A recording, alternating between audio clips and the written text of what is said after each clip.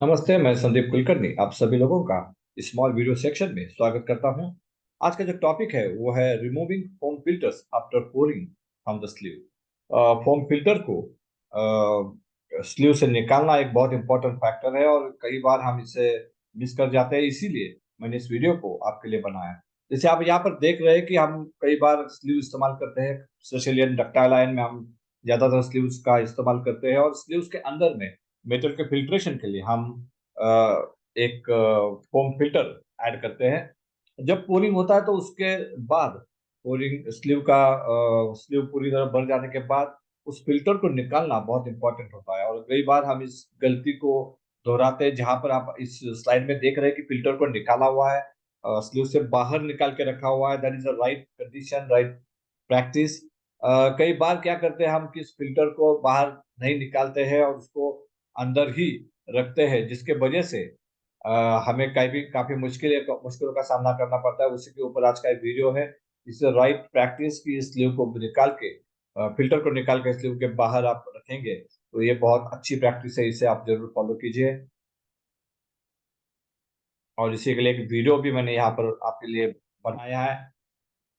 आप इस वीडियो में देख सकते हैं कि किस तरह कुछ फिल्टर आसानी से ऊपर नहीं आते हैं, तो उसके लिए हमें फिल्टर को इस तरह से निकालना पड़ता है। कई बार फिल्टर अपने आप ऊपर आ जाता है। जैसे यहाँ पर देखो, आप फिल्टर ऊपर आ गया, उसने सिर्फ फिल्टर को तार से बाजू में निकाला है। तो इस तरह आप फिल्टर को बाहर निकालना इंपॉर्टेंट है। अगर आप फिल्टर को इस तरह से बाहर नहीं निकालते हैं तो उसके कई दुष्परिणाम है। इसके बारे में हम बात करेंगे आने वाले इस वीडियो में। उसके पहले आप जरूर देखिए कि किस तरह से फिल्टर को निकाला जाता है, किस तरह से फिल्टर को स्क्रीन से बाहर किया जाता है। अगर नहीं सही तरह से निकल रहा है तो अंदर तार को डाल के फिर फिल्टर को निकालना जरूरी होता है। ये बहुत इंपॉर्टेंट फैक्टर है कि किस तरह से आप फिल्टर को निकालते हैं। We use sleeve for the feeding of the casting. Filter is used in the sleeve is normally foam filter which is placed to the to the sleeve to the filter the metal and to make the metal flow laminar.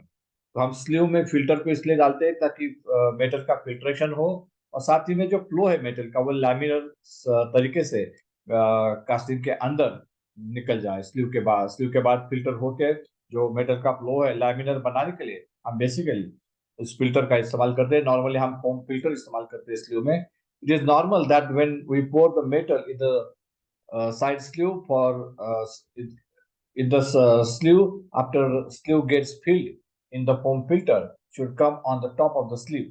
जैसे हम pouring करते हैं, filter का ऊपर आना स्वाभाविक है, ऊपर आना चाहिए, नॉर्मली फ्लोट होना चाहिए as it is light in weight. वो हल्का होने की वजह से मेटल के ऊपर वो फ्लोट हो जाता है। But many times we observe that it is not float on the top of the surface of the sleeve and remains at the bottom of the sleeve. So we need to remove it from the bottom manually and take aside। तो कई बार क्या होता है कि ये filter ऊपर नहीं आता है स्लीव के मेटल के सरफेस के ऊपर और नीचे रह जाता है, जिससे काफी नुकसान होता है। इसीलिए उसे ऊपर लाना बहुत इंपॉर्टेंट है। इसलिए कि मैंने जैसे आपको दिखा, एक तार उसमें अंदर डाल के उस फिल्टर को ऊपर लाया जाता है और फिर बाजू में निकाला जाता है। तो this is how the practice should be there.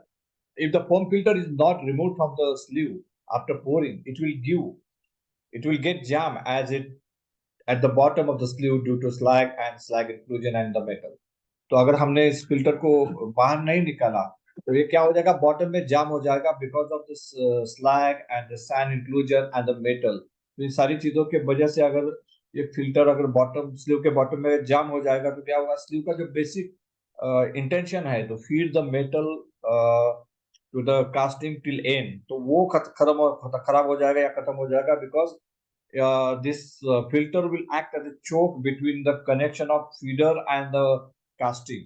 तो कास्टिंग और फीडर के बीच में ये चोक की तरह काम करेगा, जिससे आपके पास स्लीव में मेटल है और कास्टिंग को जरूरत है, but it will not go because of the connection the connection जो है फिल्टर के बीच के वजह से वो चोक हो चुका है, जिससे आपका मेटल स्लीव से कास्टिंग की तरफ फ्लो नहीं होगा।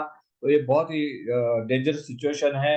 जैसे आपकी श्रिंकेज टेंडेंसी बढ़ेगी, प्रॉपर फीडिंग नहीं आपको मिलेगा कास्टिंग में, आपको श्रिंकेज टेंडेंसी आएगी और उसके वजह से जो सफिशिएंट फीडिंग है वो आपको नहीं मिलेगा। So removing of filter is essential. तो फिल्टर को रिमूव करना बहुत इंपॉर्टेंट है, इसेंशियल है।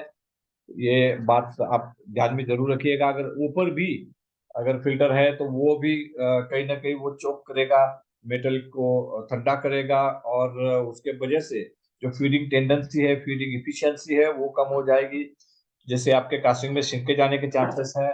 तो वेरी इंपॉर्टेंट कि आप उस फिल्टर को निकालें। फिल्टर को निकालने के वजह से आपकी जो फीडिंग टेंडेंसी है, फीडिंग इफिशियंसी है, वो बढ़ेगी।